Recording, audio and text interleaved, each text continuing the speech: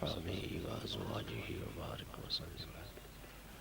Rabbi इश्रह ली सदरी व यस्सिर ली अमरी वहलुल उक़दतम मिन लिसानी यफ़क़हू क़ौली। रब्बि ज़िदनी इल्मन वरज़ुक़नी फ़हमा या फ़त्ताह या फ़त्ताह या सुब्हानक ला इल्म लना इल्ला मा अल्लमतना इन्नका अंतल अलीमुल हकीम। अल्लाहुम्मा रब्बना तक़ब्बल मिन्ना इन्नका अंतस समीउल अलीम व तुब अलैना इन्नका अल्लाहुम्मा सल्लि व सल्लिम बारिक अला सय्यिदिना व मौलाना मुहम्मदिन व आलिहि व अस्हाबिहि अजमईन बिरहमतिका या अरहमर राहिमीन। अल्हम्दुलिल्लाह अल्हम्दुलिल्लाह नहमदुहु व नस्तईनुहु व नस्तगफिरुहु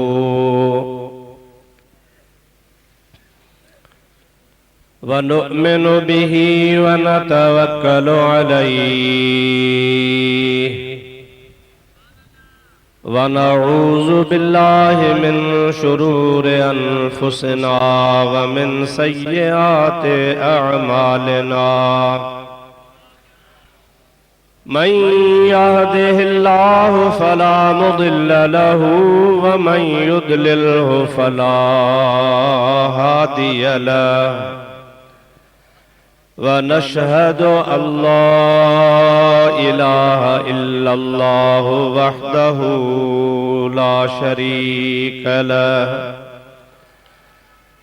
व नशहदु अन्न सय्यदना व मौलाना मुहम्मदन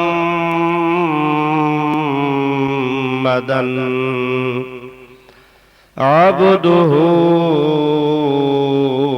व रसूलुहु सल्लल्लाहु तआला अलैहि व अला आलिहि व अस्हाबिहि व अज़वाजिहि व अहले बैतिहि व ज़ुर्रिय्यातिहि व अहिब्बाइहि व उलमाए उम्मतिहि व सुलहाए मिल्लतिहि अजमईन। अम्मा बअदु फ़क़द क़ाल अल्लाहु अज़्ज़ व जल्ल फ़ी कलामिहिल क़दीम। अऊज़ु बिल्लाहि मिनश शैतानिर रजीम। बिस्मिल्लाहिर रहमानिर रहीम। नहनु नज़्ज़लना ज़िक्र व इन्ना लहू लहाफ़िज़ून।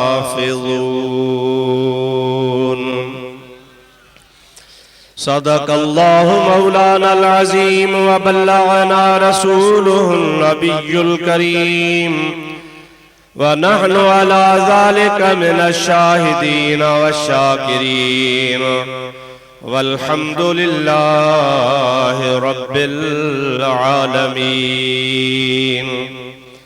इन्नल्लाह व मलाइकतहु युसल्लूना अलन नबी या अय्युहल्लज़ीना आमनू सल्लू अलैहि व सल्लिमू तस्लीमा। अल्लाहुम्मा सल्लि व सल्लिम बारिक अला सय्यदिना व मौलाना मुहम्मदिन व आलिहि व अस्हाबिही अजमईन।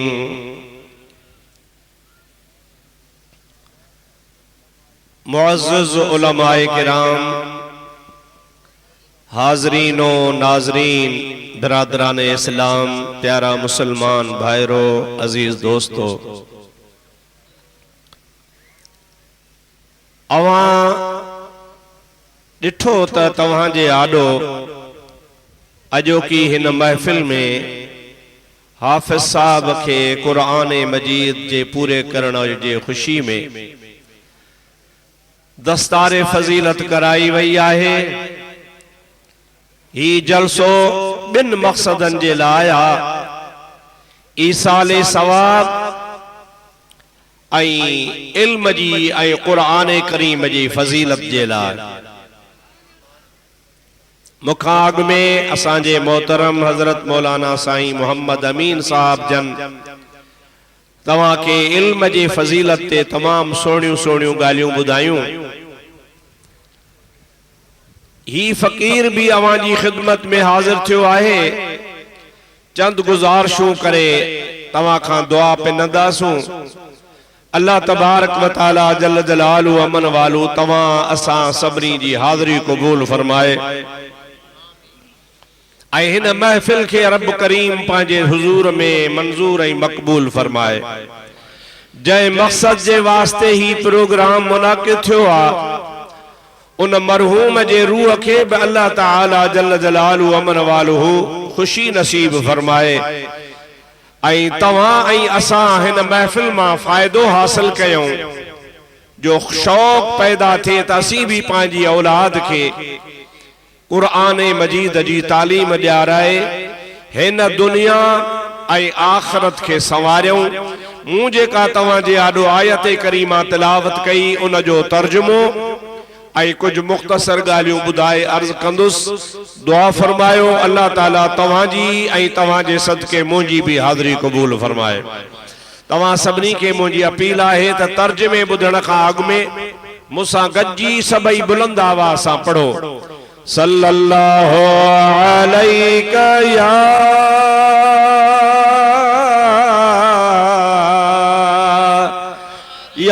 रसूल अल्लाह व सल्लम अलैका या हबीब अल्लाह सल्लल्लाहु अलैका या रसूल अल्लाह वसल्लम अलैका या हबीब अल्लाह। बुजुर्गो तव्हां सभिनी खे ख़बर आ नई गाल आऊं तव्हां खे कोन थो ॿुधायां आज आलमन खां ॿुधलूं आहिनि तव्हां जो सिर्फ तवज्जो हेॾे करायां थो। असांजो प्यारो हबीब सल्लल्लाहु अलैहि वसल्लम अल्लाह जो उहो महबूब नबी आ जंहिंखे अल्लाह पाक जल जलालु अमन वालू सभिनी नबियन जो सरताज बनायो आ। ऐं मुझे हबीब करीम अलैहिस्सलातु वस्सलाम जो उहो मकाम ऐं मर्तबो आ जो अल्लाह जा प्यारा पैगंबर जेके ज़ाहिरी तरह मुझे हबीब करीम खां अॻु में गुज़रिया उहे भी मुझे प्यारे महबूब पाक अलैहिस्सलाम जो आसमानी किताबन में शान ॾिसी उन जे उम्मत जो मान ऐं मर्तबो ॾिसी सभई दुआऊं घुरंदा हा ऐं अर्ज़ कंदा हा या इलाहल आलमीन असांखे आका इनामदार प्यारे हबीब आखिरी नबी जो उम्मती बनाए।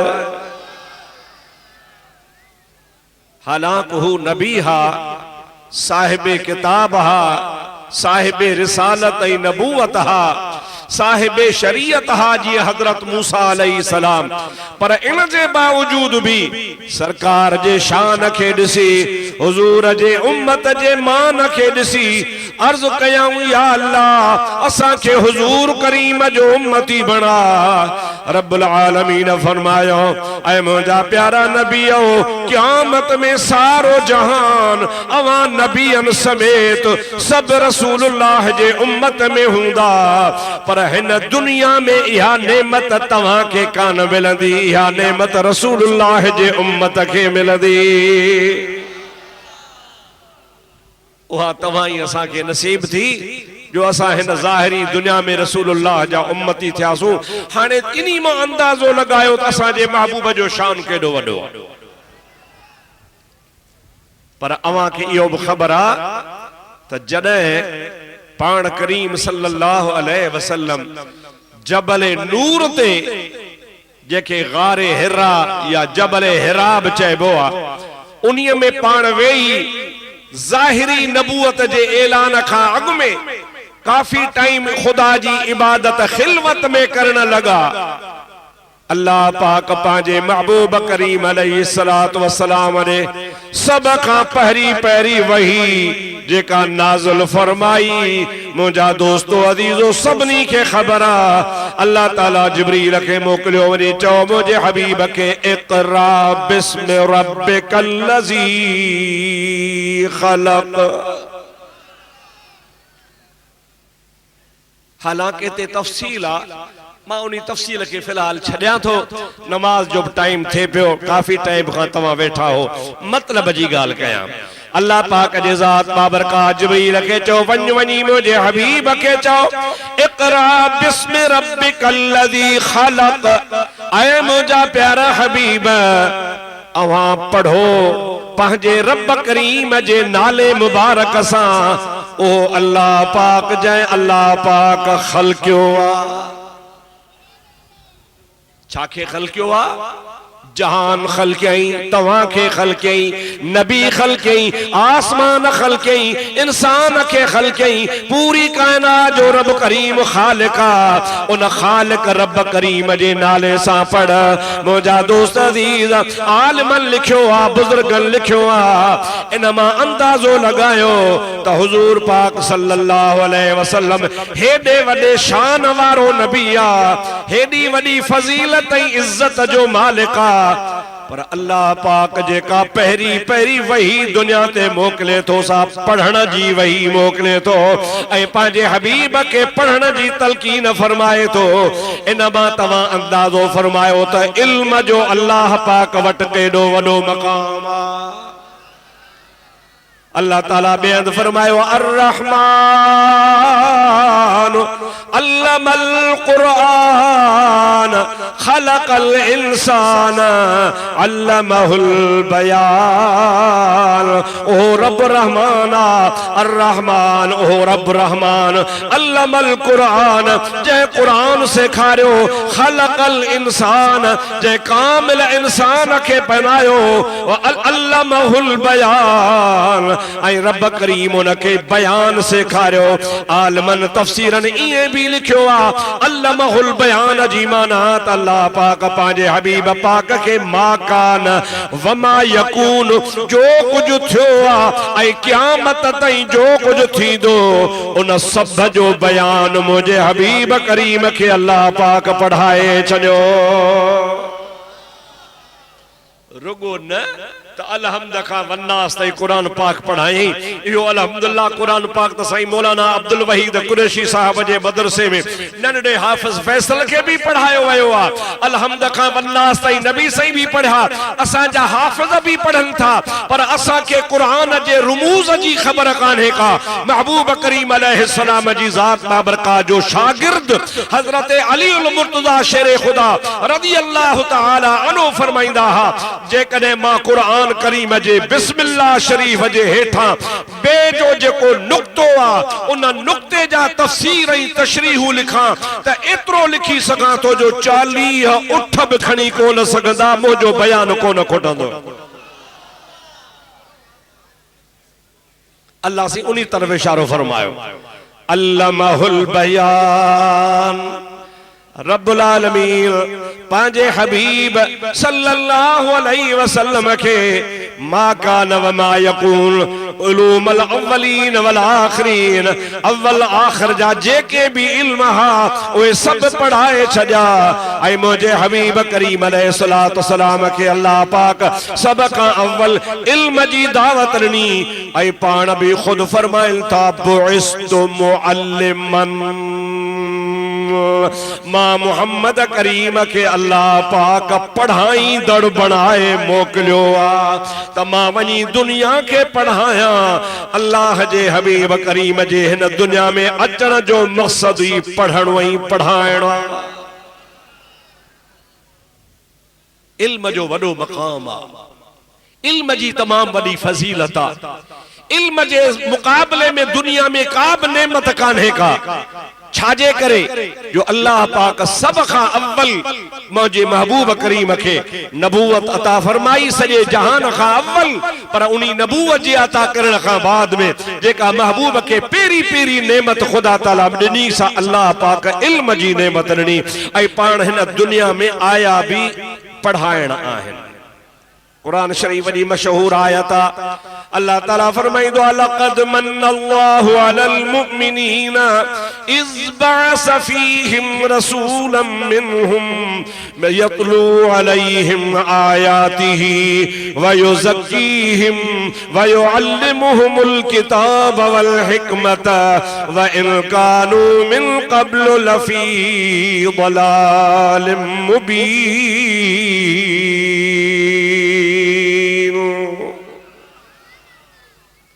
अल्लाह ताला फरमाओ अल्लाह से एहसान कयो मोमिनन ते, जो मोमिनन जे मथा अल्लाह पाक ही एहसान करे।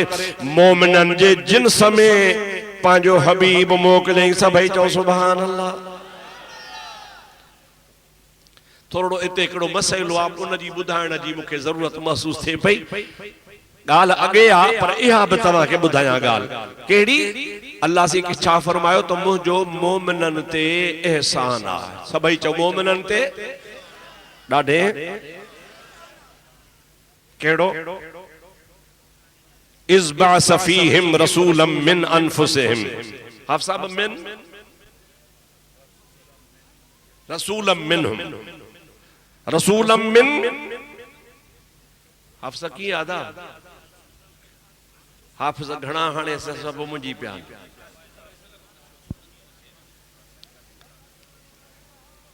लक़द मन्नल्लाहु अलल मुमिनीना इज़ बअस फीहिम रसूलन मिन अनफुसिहिम। वरी चओ मिन, ॾाढे ॾाढे चओ। छाजे करे अल्लाह ताला ये फरमायो। अल्लाह ताला फरमाए तो मां रब करीम ओहो आया लौ नशा लजअलना मिनकुम मलाइकतन फिल अर्दि यखलुफून। मां उहो रब्बुल आलमीन आहियां, मां इए भी करे सघां थो, मांखे को रोकण वारो कोन्हे। मां रब जी हा ताक़त आ, जेकॾहिं असां खणी चाहियूं मां रब करीम खणी चाहियां लजअलना मिनकुम मलाइकतन फिल अर्दि यखलुफून। ऐ इंसानो मां रब पंहिंजी कुदरत सां तव्हां मंझां मलाइक पैदा करे ज़मीन में ख़लीफ़ा बनाए मोकले सघां थो। मूंखे को रोकण वारो कोन्हे। मां क़ाइदे ऐं कानून जो मुहताज कोन आहियां। मुंहिंजी मर्ज़ी बशर मां नूर बणाया, नूर मां बशर बणाया। मां रब करीम जेकॾहिं कंहिं पत्थर मां ॾाची बणाया, मां रब करीम जी ताक़त आहे जेकॾहिं मिटीअ मां आदम पैदा फरमाया। मां रब करीम हो रब करीम आहियां जो हज़रत मूसा जे लठ मजा नाग बणाया बणाए सघां थो। मां क़ाइदे ऐं कानून जो मुहताज कोन आहियां, पर मां तव्हां ते थोरो कयो जो मुहम्मद करीम तव्हां जे जिन्स में आयो।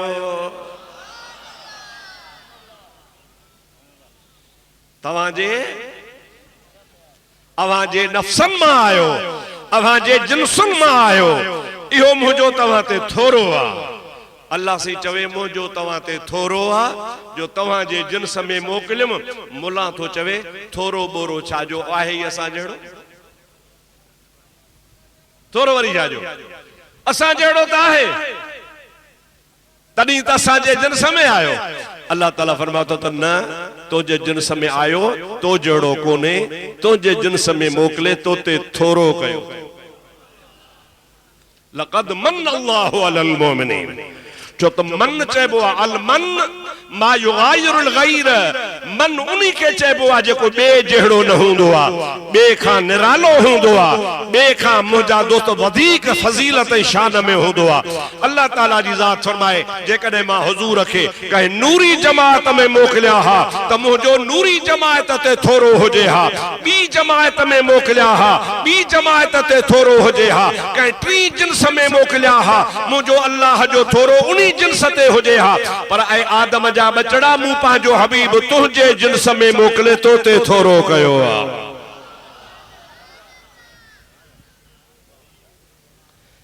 भाग साडा खुलिया राजन रावी जुलिया। चओ सुभान अल्लाह, जोर सां चओ सुभान अल्लाह। यो तो भाग असांजो खुलियो जो असां ॾे आयो, जे ॿिए पासे वञे हा त भाग साडा खुलिया राजन रावी जुलिया। हीर दे नाले हुलिया मतलब सब कह पाया।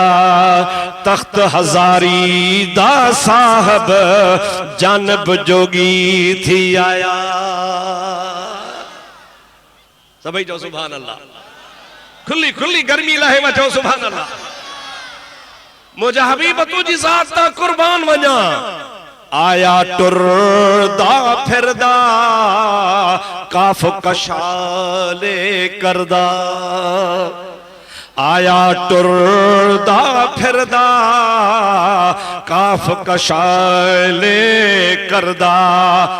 घोरा थया हर घर दा पर मतलब सब कह पाया। तख्त हजारी दा साहब जानब जोगी थी आया। चो अल्लाह जो थोरो आ ॾाढो चो अल्लाह साईं जो छो थोरो आ जो असां में आयो। असांजो मान मथे थियो, असांजो गाट ऊंचो थियो। इंसान उन्हीं हबीब जे करे अशरफुल मखलूक थियो। अशरफ इन्हीं जे करे थियासे जो इहो महबूब शरफ वारो असां में आयो। जेकॾहिं असां में न अचे हा असीं अशरफ कोन थियूं हा। इहो तुंहिंजी भुल आहे जो चवीं तो त असां जहिड़ो हो, तो जहिड़ो कोन हो। मुंहिंजो महबूब त 1.25 लख नबीअ जहिड़ो बि कोन हो।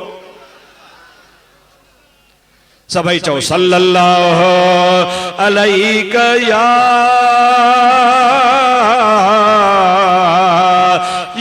रसूल अल्लाह वसल्लम अलैका या हबीब अल्लाह। इन्हीं जे करे अल्लाह ताला फरमायो त मुझो तवां ते थोरो आ जो तवां जे जिन्स में आयो आ।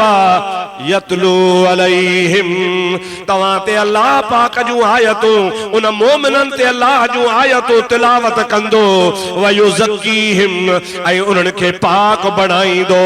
वयुअल्लिमुहुमुल किताब वल हिकमत ऐं मुंहिंजो महबूब करीम जेको तव्हां ॾे आयो आहे सो मोमिनन खे हिकमत ऐं किताब अची पढ़ाईंदो। छा अची पढ़ाईंदो? हिकमत ऐं किताब अची पढ़ाईंदो। माना मुझे महबूब जे अचण जो मकसद पढ़ाइण आ। मुझो हबीब पढ़ाइण आयो। कुर्बान वञा उन हबीब करीम ता। मुझे महबूब करीम उहे हिकमतूं उहे इल्म पंहिंजे सहाबा किराम के पढ़ाया जो मुझे हबीब करीम पाण खुद फरमायो असहाबी कन नुजूम बिअय्यिहिम इक़्तदैतुम इह्तदैतुम। मुझा सहाबी हिदायत जे आसमान जा सितारा आहिनि। अवां कहिड़े बि असहाबी नंढो चाहे वॾो कंहिंजे बि पुठियां लॻी पवंदो त हिदायत वारा थींदो। इन जे करे जो मां मोहम्मद करीम उनखे उहो इल्म पढ़ायो आहे जो क़यामत ताईं आलिम हाफ़िज़ कारी मुत्तकी परहेज़गार इल्म जा साहिब मुझे महबूब करीम जा त मुहताज आहिनि पर मुस्तफ़ा करीम जे सहाबन जे तशरीहुन जा मोहताज आहिनि। ये असां वटि जेको इल्म आयो आहे महबूब करीम खे अल्लाह ॾिनो। अल्लाह पाक पंहिंजे सहाबन खे ॾिनो। सहाबन जे ज़रिए तो असां वटि पहुतो आहे। क़यामत ताईं वॾा वॾा आलिम पैदा थींदा रहंदा। इहो फैज़ क़यामत ताईं जारी रहंदो इंशाअल्लाह ताला जारी आहे। उन्हीं महबूब पाक जे सदके ऐं महबूब जे ग़ुलामन जे सदके आहे। हिन कायनात में मुंहिंजा दोस्त अज़ीज़ इल्म खां वधीक ॿी का नेमत आहे ई कान का। इल्म वारो माण्हू मुझे महबूब करीम जो नाइब आ। सभई जो सुभान अल्लाह। ॾाढे चओ सुभान अल्लाह। पूरो हदीस जो ज़ख़ीरो पढ़ो, किथे भी नबी से कोन फरमायो त पीर मुंहिंजा वारस आहिनि। को भी पीर कंहिं भी पीर जे लाइ नबी कोन चयो आहे त पीर मुंहिंजो वारस आहे। मदीने वारे मीर फरमायो आहे त आलिम मुंहिंजा वारस आहिनि। सुभान अल्लाह त चओ। हेॾे निहारियो दादू वारा, हेॾे निहारियो, हेॾे निहारियो। तव्हांजो कहिड़ो अक़ीदो आहे? पीरान पीर खां वॾो को पीर आहे? पीरान पीर खां वॾो पीर आहे को? हा करे या न करे? चो न, वॾो पीर आहे। एॾो पीर आहे जो पीरन जो भी पीर आहे। ॿिया त को फलाणी जमात जो पीर आहे, फलाणी जमात जो पीर आहे, फलाणी जमात जो पीर आहे, फलाणी जमात जो पीर आहे। असांजे लाइ सभु नूर, पर मुंहिंजा दोस्त अब्दुल कादिर जीलानी पीरन जो भी पीर आहे। बस पो पीर थी वेही रहे हा, पर पाण फरमाए तो न दरस्तुल इल्म हत्ता सिरतु कुतुबन वनिलतुल फज़ल मिन मौला ताली। ओ दुनिया वारो बुधी छजो, मां आया पीर आले रसूल आया, आले नबी आया। हजरत पीरान पीर फरमाए तो मां हजरत इमाम हसन जी औलाद आया। अली मुझो बाबो आ, खातून मुझी अम्मड़ा। पीर त वॾो आहियां, पर सभिनि ॻाल्हि जे बावजूद मां पीर पंहिंजी जॻह ते, पर मूंखे अल्लाह पाक इल्म नसीब कयो। इल्म पढ़ी पढ़ी पढ़ी पढ़ी उन इल्म पढ़ण जे करे अल्लाह मूंखे कुतुब बणायो। छा बणायो आहे? ज़ोर सां चओ, ज़ोर सां छो था चओ? छाजे करे? पीरी जे करे न, इल्म जे करे। दरस्तुल इल्म, नू इल्म पढ़ियो। उनी इल्म पढ़ण खां पोइ हत्ता सिरतु कुतुबन, तां त उनी इल्म पढ़ण जे करे अल्लाह ताला मूंखे कुतुब बणाए छॾियो आहे। ऐं अल्लाह पाक मूंखे तमाम वॾी फज़ीलत अता कई आहे। ऐं उहा फज़ीलत मूं पंहिंजे रब्बुल आलमीन खां हासिल कई आहे। ख़ुदा पाक जो कसम आहे, मां तोखे ॿुधाए छॾियां, इल्म जहिड़ी इनी इल्म जहिड़ी दुनिया में भी का नेमत ही कान्हे का। इनी इल्म जो कदर कयो। मां वरी भी तव्हांखे चवां थो, रसूलुल्लाह इएं कोन चयो आहे त पीर मुंहिंजा वारस आहिनि। नबी करीम फरमायो आहे आलिम मुंहिंजा वारस आहिनि।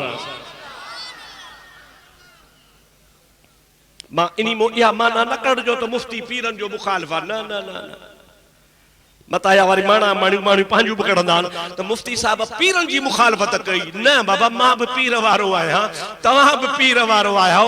मल्ला शेख लहू फशैख़ुहु शैतान, तसव्वुफ़ जो मक़ूलो आहे, जंहिंजो पीर कोन्हे तंहिंजो पीर शैतान आहे। असां तव्हां सभु पीर वारा आहियूं, चओ सुभान अल्लाह। लेकिन ख़ुदा पाक जो कसम आहे, पीर पंहिंजी जॻह ते आहे। इल्म जो वॾो मक़ाम आहे, इल्म जी तमाम वॾी हद आहे। हाणे कुतुब त ॿुधी, पर कुतुब चइबो छा खे आहे? आओ तोखे ॿुधायां। सभई चओ सल्लल्लाहु अलैका या रसूल अल्लाह वसल्लम अलैका या हबीब अल्लाह। कुतुब अरबी जो लफ्ज़ा, अरबी बोली जो लफ्ज़ा, पंहिंजे सिंधी ज़ुबान में उन्हीअ जी माना आहे जंड्र जो कीर।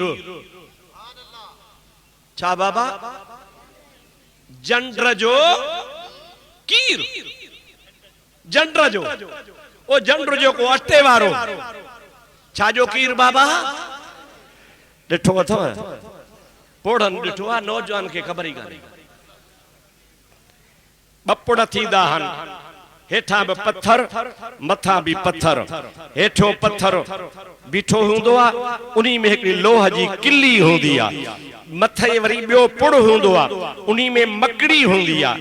काठ जी उन्हीं में सोराख होंदो आ उहा किल्ली उन्हीं सोराख मकड़ी मां मथे टपाए बिया पो उन्हीं मथे पुड़ के फेराइबो आ पो जनी फेराइबो आ पो उन्हीं गारे में अन्न विझबो आ पो अन्न गरंदो वींदो आ अटो ठहंदो वींदो आ उहा किल्ली जेका है किल्ली उन्हीं जो कम आ त बई पुड़ पंहिंजे दायरे में हलाए हेडे होडे न छड़े जे किल्ली न हूंदी त कमल पुड़ हेडे किरंदो कमल हेडे किरंदो कमल हेडे किरंदो पर उन किल्लीअ जो कमाल आ त हेठे पुड़ खे ऐं मथे पुड़ खे बिल्कुल बराबर रखंदी आ ऐं जंड पियो पंहिंजे महवर में फिरंदो आ पंहिंजे दायरे में फिरंदो आ अन्न पीसंदो वेंदो आ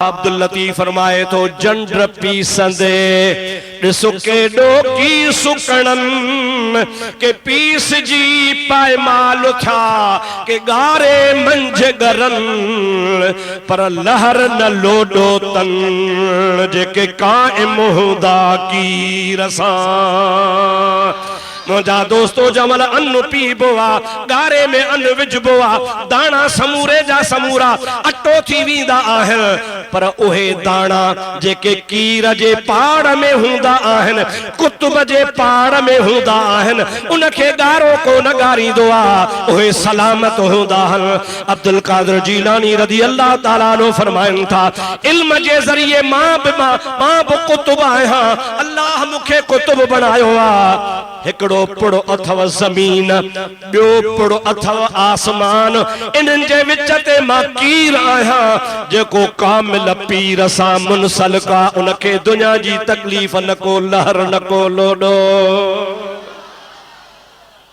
सभई चओ सुभान अल्लाह ॾाढे चओ सुभान अल्लाह अञा बुलंद आवाज़ सां चओ सुभान अल्लाह जेको अल्लाह वारनि जी दामन झलींदो आ वो अब्दुल कादिर जो मुरीद आ त अब्दुल कादिर जी दामन झले रोज़े धणी जो मुरीद आ त रोज़े धणी जी दामन झले कलंदर सोहणे जो मुरीद आ त कलंदर जी दामन झले हज़रत शाह सदरुद्दीन जो मुरीद आ त उन्हीं जी दामन झले मखदूम बिलाल जो मुरीद आ त उन्हीं जी झले केड़े भी कामिल पीर सां हुन जो ताल्लुक आ अल्लाह वारे सां कहे कुतुब सां वाबस्तगी करे छड़ींदो इन आसमान ऐं ज़मीन जा केतरा भी चक्कर थींदा माण्हू अटो थी वींदा गरी वींदा खत्म थी वींदा पर कामिल मुर्शिद वारे जो बेड़ो ही पार पर इहो मकाम कॾहिं मिलियो दरस्तुल इल्म सुभान अल्लाह चओ पीरान पीर फरमाया तो मूंखे इल्म मिलियो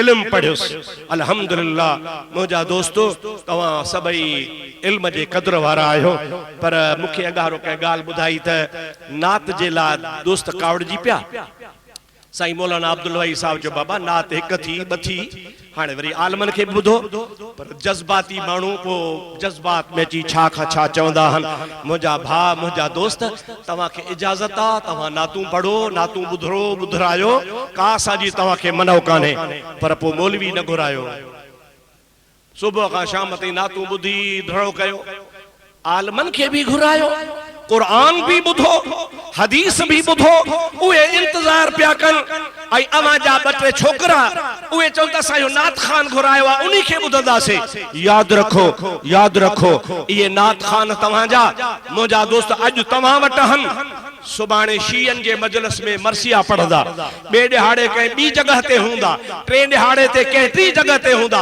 ये प्रोफेशनल मानू आहिन इनके नौकर जिथे मिलदा मुझा दोस्त उन्हीं जा गाना वनी गाईंदा नबी जी नात भी कंदा बेन जगह ते मरसिया भी पढ़दा कहीं वडेरे जो शान भी गाईंदा आलम शान कंदो तो रसूलुल्लाह जो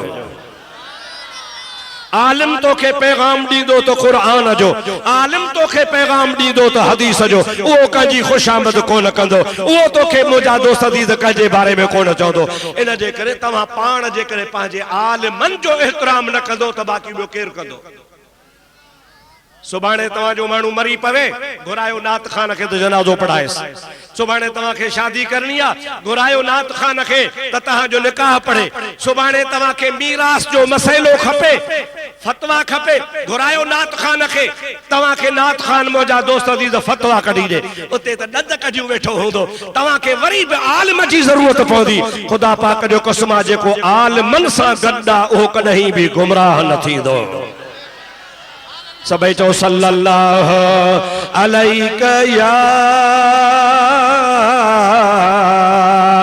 या रसूल अल्लाह वसल्लम अलैका या हबीब अल्लाह।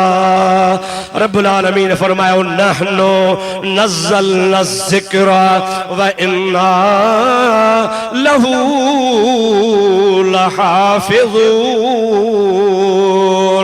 अल्लाह ताला फरमाए थो वो कुरान जेको मां पांजे मिठे महबूब मुहम्मद करीम ते नाज़िल कयो आ, इन कुरान के नाज़िल करण वारो भी मां रब आहियां, त इन जी हिफाज़त भी मां करण वारो पाण रब आहियां। तौरेत अल्लाह जो कलाम हो, इंजील भी खुदा जो कलाम हो, ज़बूर भी खुदा जो कलाम हो, पर ये सिर्फ नबियन के याद हूंदा हा ऐं नबियन जे दौर ताईं उहे महफूज़ रहा। पर जीअं जो है नबी दुनिया मां हलिया वया, उन किताबन जो त नालो निशान खत्म थियो, पर जंहिं ॿोलीअ में उहे किताब आया हुआ ॿोली दुनिया में कान्हे। ॿिया किताब अरबी में कोन हा, तौरेत इंजील ज़बूर वग़ैरह सोफ़े इब्राहिम ये अरबी में न हा। अल्लाह पाक अरबी में सिर्फ कुरान नाज़िल फरमायो। मुझा दोस्तों ॿिया किताब ॿियनि ॿोलियुनि में हा, उहे किताब त ज़माने में गायब आहिनि, पर उहा ॿोली बि ज़माने में गायब आहे। छाजे करे जो अल्लाह पाक उन्हनि जी हिफ़ाज़त नबियन जे हवाले फरमाई ही। ऐ प्यारा मूसा तू पंहिंजे किताब जी हिफ़ाज़त कर, प्यारा ईसा तू पंहिंजे किताब जी हिफ़ाज़त कर, दाऊद अलैहिस्सलाम तू पंहिंजे किताब जी हिफ़ाज़त कर, इब्राहिम तू पंहिंजे सहीफ़न जी हिफ़ाज़त कर। नबी जेसी ताईं हुया उहे किताब महफूज़ रहा, नबी दुनिया मां हलिया विया, उहा ॿोली तब्दील थी वई, उहे किताबन में तहरीफ थी वई। पर आमना जे लाल के रब फरमायो मुझा मिठा महबूब तू मुझो आखिरी नबी आ, कुरान भी मुझो आखिरी किताब आ, यो नाज़िल मां तो कया, हिफाजत बि मुझे ज़िम्मे आ। क़यामत ताईं मुझा मिठा हबीब तो महबूब जो कुरान सलामत हूंदो। क़यामत कॾहिं न थींदी जेसी कुरान हूंदो, रब जो कसम सलामत सारो जहान हूंदो। छाजे करे इन जी हिफाज़त जी ज़िम्मेदारी कंहिं खई आहे? चओ अल्लाह। ॾाढे चओ कंहिं खई? मां थोड़ी वज़ाहत कयां, सभई चओ सल्लल्लाहु अलैका या रसूल अल्लाह वसल्लम अलैका या हबीब अल्लाह। महबूब करीम ते जॾहिं कुरान पाक नाज़िल थियण शुरू थियो,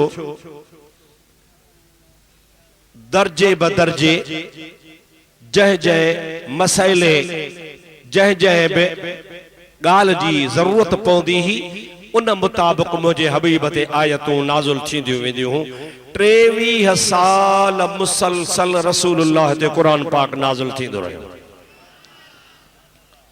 114 सूरतूं आहिनि, 6666 तक़रीबन आयतूं मुबारक आहिनि, जिन खे 30 हिस्सनि में तक़सीम कयो वियो आहे। इहो कुरान मुंहिंजे हबीब ते 23 साल नाज़िल थींदो रहियो।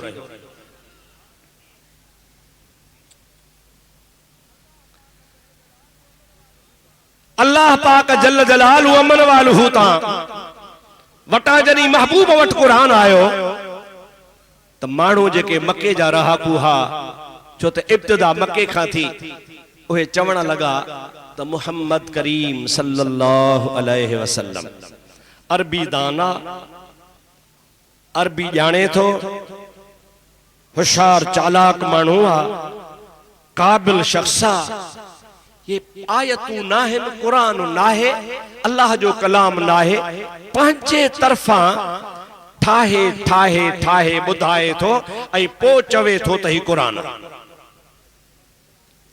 या गाल मुझे हबीब करीम अलैहिस्सलाम जे कनन ते पई त हिय था काफर चवन। महबूब के फिक्र थी पियो त ही कलाम त अल्लाह जो आ ऐं दावा कन था त नबी करीम पंहिंजे तरफा थो ठाहे। रब्बुल आलमीन फरमायो मुझा हबीब घबराए न इन जो जवाब मां ॾियां थो।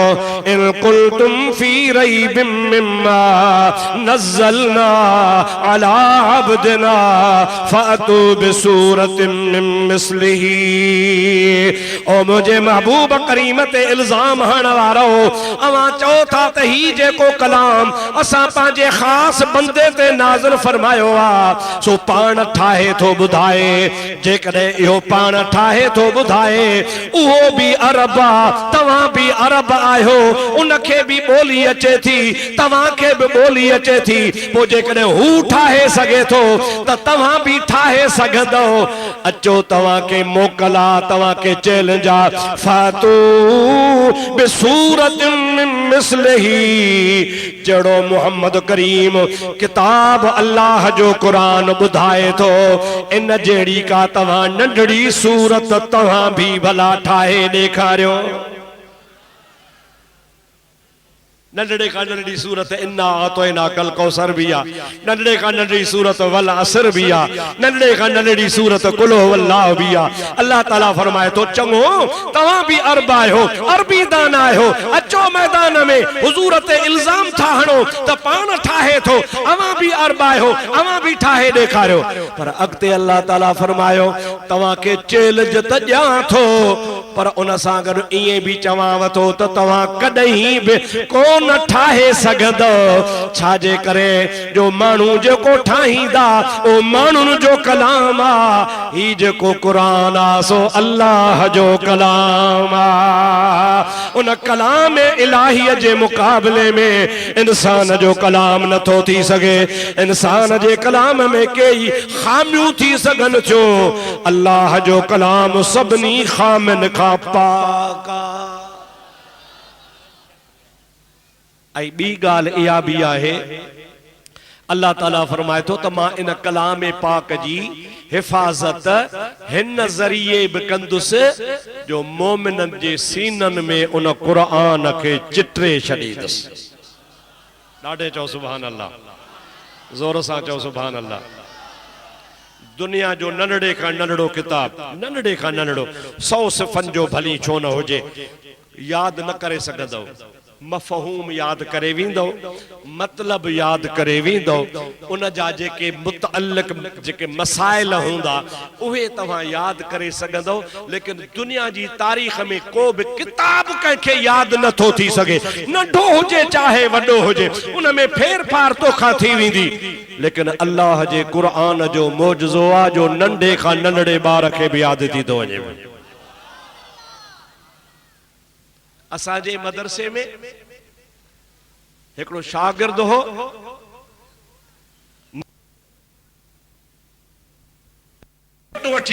हो अञा बालिग़ भी कोन थियो हो नंढड़ो हो।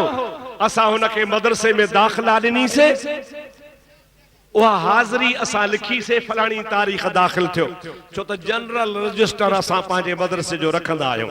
असां हुनखे दाख़िला ॾिनीसीं हुन क़ुरान पाक यादि करणु शुरू कयो।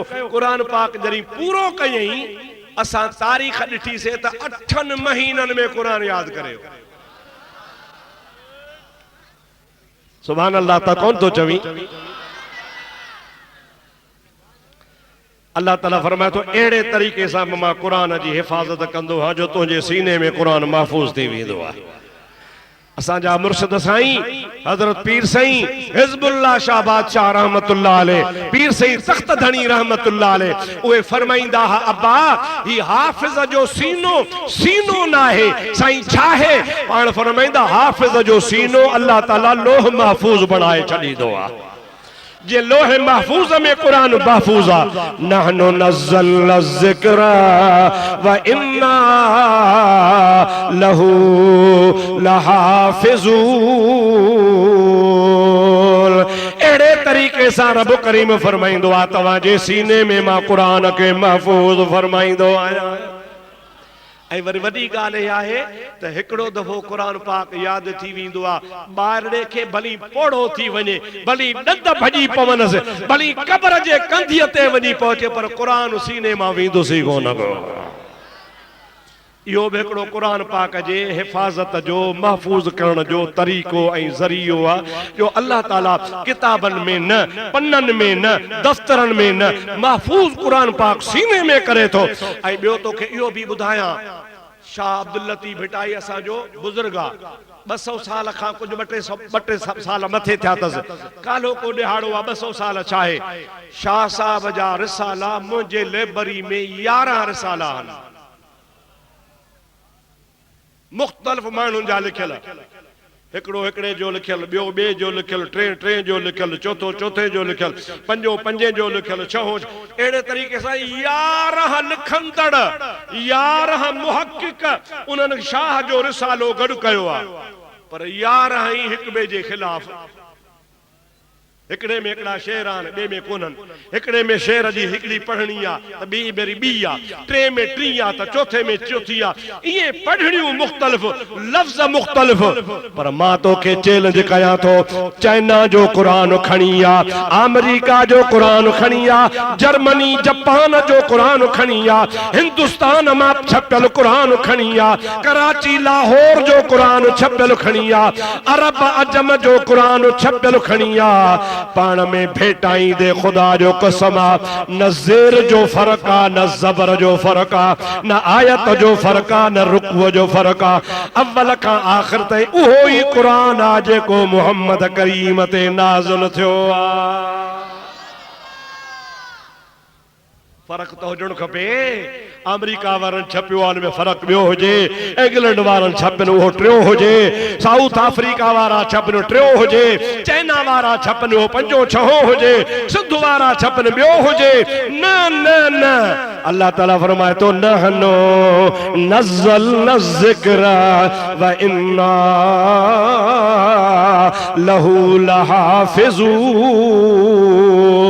कुरान करीम जे सच्चाई जो इहो ई त दलील आ, जो पूरी रूह ज़मीन ता कुरान पाक तव्हां खणी अचो, फर्क न मिलंदो, अल्लाह जो कुरान सच्चो आ। सुभान अल्लाह चओ। हिकिड़ो वाक़ियो तव्हांखे ॿुधायां, हे कलो की ॻाल्हि आहे, जमल रूस टुटरो अबा तव्हांखे ख़बर आहे, हाणे 2-3 साल थिया आहिनि, जनरल ज़ियाउल हक़ जे ज़माने में, अख्तर अब्दुर्रहमान जे ज़माने में रूस टुकड़ा टुकड़ा थियो। हिकिड़ी ॿी बि दुआ घुरो, अल्लाह से अमेरिका जो भी खानो ख़राब करे। चओ आमीन। ॾाढे छो था चओ, खुदा इन्हीं अमेरिका जो भी बेड़ो बोड़े, गरक करे, जो को सॼे जहान के बदनाम करे, मुसलमान के बदनाम करे वेढ़ाए रहियो आ। मुजादा इन्हीं के भी खुदा ताला तबाही बर्बाद करे। जे रूस के खुदा टुकड़ा टुकड़ा कयो, खुदा कंदो उहो ॾिहाड़ो ईंदो जो अमेरिका भी ज़रा ज़रा थी वेंदो। आमीन चो आमीन। हिते घणा ई बुजुर्ग वेठा हो, सैयद आलिम वेठा हो, कंहिंजी आमीन आगामी वई त बेड़ो पार।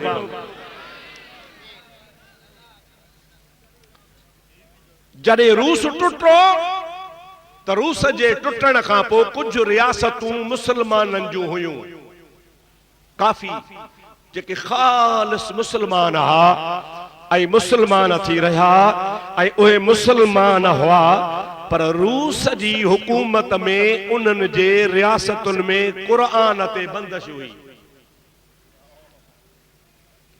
पूरी रशिया में, पूरे रूस में कुरान हुयो ई कोन।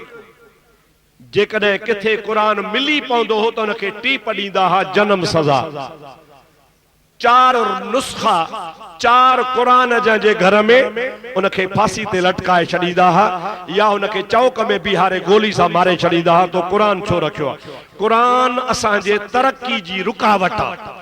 उहे चवंदा हुआ कुरान असांजी तरक्की में रुकावट आहे। कुरान हुजे ई न, माण्हुनि खौफ जे करे कुरान पाक पांजे मुल्क में गायब करे छजा। पान गरीब मिस्कीन मानू आयो, पढ़ूं या न पढ़ूं तब 3-4 कुरान घर में पिया। चो अल्हम्दुलिल्लाह, डाडे चो अल्हम्दुलिल्लाह। आहन न बाबा, पर पूरे रूस में, रशिया में हिकड़ो कुरान करीम न हुजे। जमला इस्लामी रियासतूं आजाद थियूं ऐं रूस टुटरो त उते जेके रियासत जा सरबराह हा उन्हनि सब खां पहिरियां जेका अपील कई दुनिया के, वह अपील इहा कयूं त मुसलमान मुल्को, सऊदी वारो, अफगानिस्तान वारो, ईरान वारो, पाकिस्तान वारो, असां जी तव्हां खे अपील आहे, असां वटि 70 साल खां, घणनि सालनि खां, 70 सालन खां कुरान कोन्हे। मेहरबानी कयो असांजे कुरान पढ़ाइण वारा भी मोकिलियो त जेके असांजे बच्चन के कुरान पढ़ाइन ऐं कुरान भी खणी अचन त असां कुरान जो दीदार त कयूं। मुझा दोस्तों अजीजो, उन सरबराह हिकड़े दिहाड़े ऐलान कयो रेडियो ते, अखबारन में अचियो, बे दिहाड़े ते उन खुद रियासत में जिथे 70 सालन खां वठी करे मुझा दोस्तों कुरान हुयो ही कोन। उन्हीं सागी रियासत में 75,000 कुरान जा हाफिज निकरी आया। चवण लगा कुरान तो ज़ाहिर में मौजूद कोने, पर असां लिखी छपी याद कयो आ, असां जे सीनन में महफूज आ। सभई चो सुभान अल्लाह, डाढे चो सुभान अल्लाह। ज़ाहिरी तरह कुरान कागज़न वारो, पाठे वारो, अखरन वारो, पन्नन वारो इहो कोन्हे को। रूस ताते पाबंदी विधी ही तो कुरान तहां वटि न हूंदो, पर असां कुरान न सीने में सांढियो आ, याद कयो आ। हिकु न, ॿ न, 4 न, 10 न, 75,000 कुरान जा हाफ़िज़ आहियूं। अवां घबरायो न, तव्हांजे बच्चन खे असां कुरान पढ़ाईंदासीं। यो कुरान जो अजीम शान मौजज़ो आ। सभई जो सुभान अल्लाह। अल्लाह ताला तॾहिं फरमायो नहनु नज़्ज़लना ज़िक्र व इन्ना लहू लहाफ़िज़ून। कुरान असां जो नाज़िल कयल आ, इन जी हिफ़ाज़त बि असां कंदासीं। इन जे अखर में, ज़ेर में, ज़बर में, शद में, मद में फ़र्क़ न ईंदो। कुरान क़यामत ताईं सलामत। हेॾे ॾेहारियो कुरान खां पुछूं, कुरान चो जीव भला मुसलमाननि जे सीने में त वञे थो, तोखे यादि कनि था, पर हिकिड़ो अहिड़ो टोलो आहे सदा आहिनि मुसलमान, पर उन्हनि जे सीने में तूं वञे ई कोन थो। उन पूरी जमात में हाफ़िज़ कोन आहे। छो? आखिर तू ॿियनि में वञे तो, सूमरा तोखे यादि कनि, तोखे शर यादि कनि, तोखे कुरैशी यादि कनि, तोखे शाहाणी यादि कनि, तोखे गुरमाणी यादि कनि, तोखे खोसा यादि कनि, मरी यादि कनि।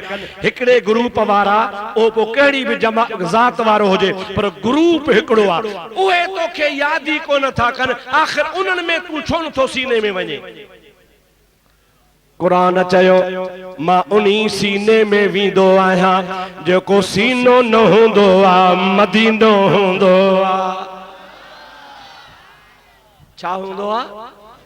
मां उन्हीं सीने में वींदो आहियां, बाक़ी उन्हीं सीने में कोन वींदो आहियां। छाजे करे त मांखे मार खाइणी कान्हे का। 12 महीननि खे दौरो पवंदो आहे, पोइ पंहिंजो सीनो कुटींदा आहिनि।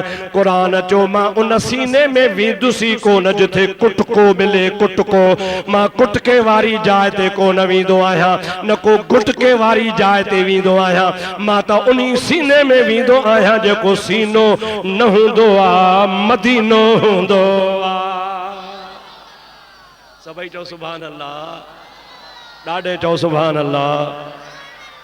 मुझी चैलेंज आ, मां पोड़ो थी वियो आहियां, मूंखे 45 साल थिया आहिनि, चैलेंज कंजो रहां थो त इन्हीअ जमायत में को हाफ़िज़ हुजे त मूंसां मुलाक़ात करायो। इहो सिंध, इहो बलोचिस्तान, इहो पंजाब, इहो सरहद, हेॾो कराची, हेॾो मुंहिंजा दोस्त कश्मीर ताईं हलां पियो, हेॾो बलोचिस्तान खां इंडिया ताईं हलां पियो।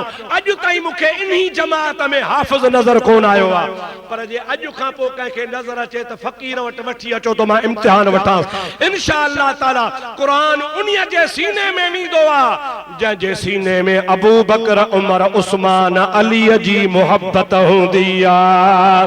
पर जंहिंजे सीने में अबू बकर उमर उस्मान जो बुग़्ज़ हूंदो आहे उन्हीअ में कुरान वींदो ई कोन्हे को। इन्हीअ जे करे कोन वींदो आहे जो महबूब करीम खां बाद में कुरान गॾु करण वारा इहे सहाबी हुया। अबू बकर सिद्दीक जी खिलाफत हुई। अबू बकर सिद्दीक हिकड़ी कमेटी ठाही, उन्ही कमेटी जो चेयरमैन ठाही हजरत उस्मान गनी के। बिया सहाबी हुन जा मेंबर ठाही। सबनी के सिद्दीक अकबर हुक्म कयो महबूब जे जमाने में मुख्तलिफ आयतों मुख्तलिफ सूरतों मुख्तलिफ जगह ते हो उन्ही सबनी के इए गड कयो जी रसूलुल्लाह बुधायो हो ऐ जेड़े तरीके से लोह महफूज में लिखल आ उई गड कयो। कुर्बान वना मुस्तफा जे गुलामन ता जन कुरान गड करे दिनो जेको अज तई असा वट महफूज आहे वया कोने वा। बस हाणे हिकड़ी गाल ता के कुरान जो मौजो बुधाया। हाणे वरी नमाज जो टाइम थे बस हिकड़ी गाल सभई मुसा गजी पढ़ो सल्लल्लाहु अलैका या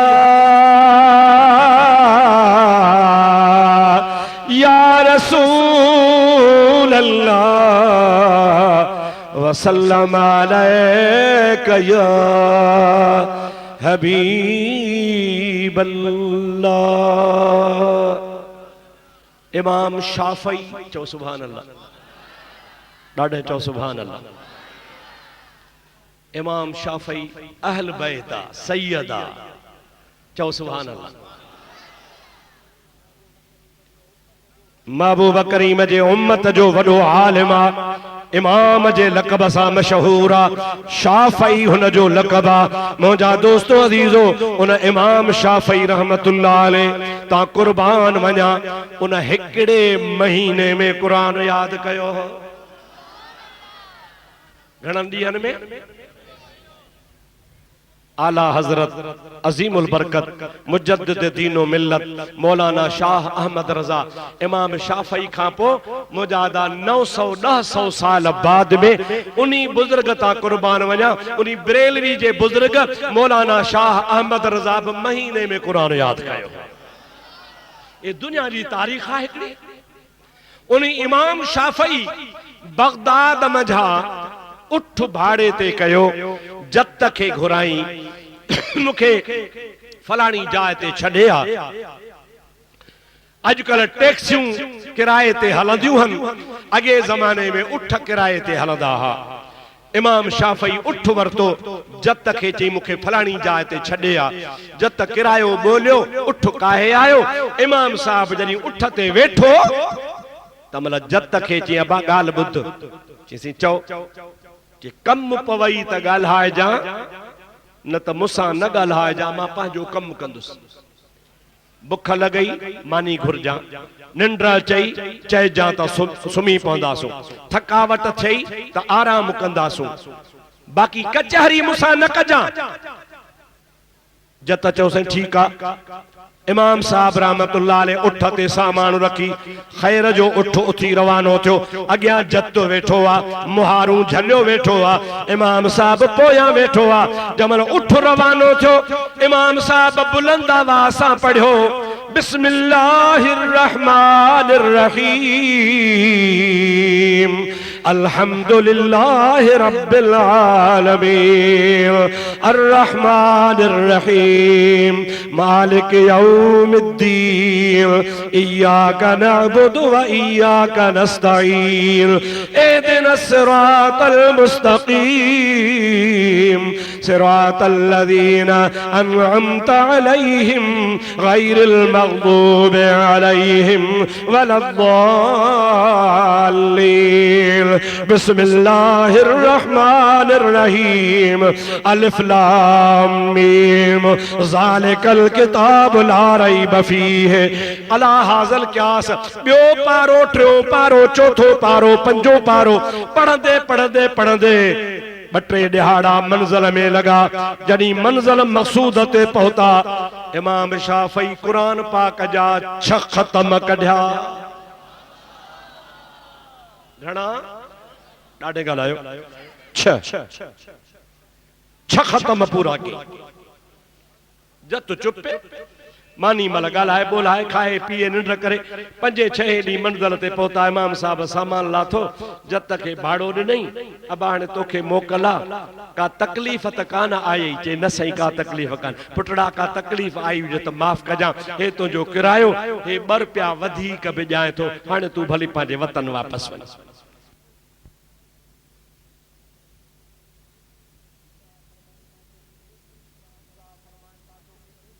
साहब फरमान था तो के एतरी भी खबर काने त छापे पड़ी छा बुधाया तो के एतरी भी खबर काने त मां छापे पड़ियो जैसे हाओ मेहरबानी करे बुधायो एतरो मां भी तवा के बुधाया तो त तवा जेको पढ़ियो पेसो तवा 6 दफा पढ़ियो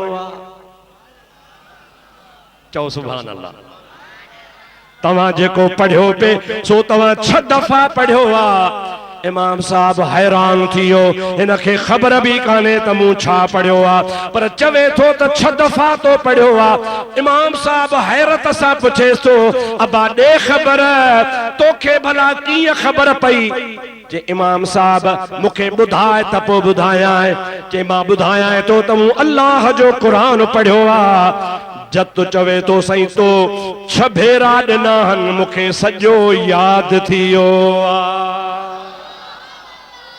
इमाम साहब चवे तो छा थो चवी ओडो चवी तो खबर काने हेडो वरी चवी तो 6 भेरा पढ़ियो थी हेडो वरी चवी तो याद भी थी होवा चो तो सही वेही ती बुधी तो मां तोखे बुधाया इमाम साहब चादर विछाए वेही रहियो जत गोडा भनी अलहमद खां जो शुरू थियो वन्नास ताईं 30 सिपारा बुधाए वयो इमाम साहब जे अखिन मां गोढ़ा वही पिया इमाम साहब फरमाए तो वाह कुरान तो जो मोजज़ो जेकन रब करीम जी ज़ात कंहिंजे सीने में मोकलींदो आ त इएं भी मोकलींदो आ दुनिया जे हिसाब में एड़ो मिसाल किथे भी कोन थो मिले एकड़ो पढ़े बियो बुधे 6 भेरन में 2 अखर कोन हा 6666 आयतूं 30 सिपारा कुरान पाक जा हुन के याद थिया इमाम साहब के चई साईं यो छा है इमाम साहब फरमायो न तुंहिंजो कमाल आ न मुंहिंजो कमाल आ यो मुझे मोहम्मद मीर जे कुरान जो कमाल आ यो अल्लाह जे कुरान जो मोजज़ो आ जेको तोखे याद थियो आ मां दुआ कंदो सां तवी मुखे दुआ कयो अल्लाह करे तवां जा बच्चा भी कुरान पढ़न मुंहिंजे बच्चन के भी दुआ कयो मुंहिंजा बच्चा भी कुरान पाक पढ़न रब करीम चला असांजे मोहतरम दोस्त मरहूम मगफूर हाजी मोहम्मद इस्माइल के जन्नत में आला मकाम अता फरमाए उन जा सगीरा ई कबीरा गुनाह माफ फरमाए इन समूरे जलसे खैर ऐं खैरात कुरान खानी वाइज ऐं नसीहत जो सवाब रब करीम उन्हीं जे रूह मुबारक के पहुंचाए ऐं उन के क़यामत में रसूलुल्लाह जी शफाअत नसीब फरमाए अवां भी जेके आया हो अल्लाह पाक तवां जी असां जी सबनी जी हाज़री कबूल फरमाए सबई जो आमीन हाने सबई दुआ करो वमा तौफीकी इल्ला बिल्लाह हाँ साईं मौलाना अब्दुल वही साहब जन जो हुक्म है त दुआ पो घुरो अग में सॼी जमात के चो तवां भी शरीक थियो 3 दफा कुल वल्लाह शरीफ पढ़ो 1 दफो अलहम्द शरीफ पढ़ो 3 दफा सलात मुझे मिठे मीर ते पढ़ो त हाजी साहब जी रूह के बख्शो